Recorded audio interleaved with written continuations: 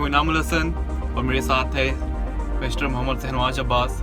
दोस्तों आज है 3 जनवरी 2020 यानी कि आज है इंडिया का सबसे बड़ा टेक फेस्ट और हम लोग जस्ट अभी कुछ देर पहले एयरपोर्ट से लैंड किए हैं और इसके बाद अभी हम लोग जा रहे हैं IIT मुंबई। IIT मुंबई में आज हमारा पहला कंपटीशन होगा। इसमें हम लोगों ने 2 कैटेगरी रोबोटिक वार में पार्टिसिपेट किया है, पहला 15 kg कैटेगरी और दूसरा 60 kg कैटेगरी।